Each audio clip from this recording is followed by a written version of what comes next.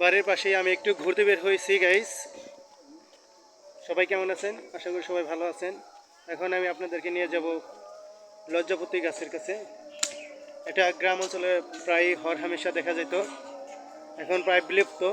তবে এখানে একটি লজ্জাপতি গাছ আমি দেখতে পেয়েছি। লজ্জাপতি গাছটি অনেক কাজে লাগে, বিশেষ করে অনেক ঔষধি কাজে লাগে। আজ আপনাদের দেখাবো কীভাবে এটা লজ্জা পায়, নতুন বউর মতোই এটা ঘুচিয়ে যায় টাচ দেওয়ার সাথে সাথে। চলুন দেখা যাক।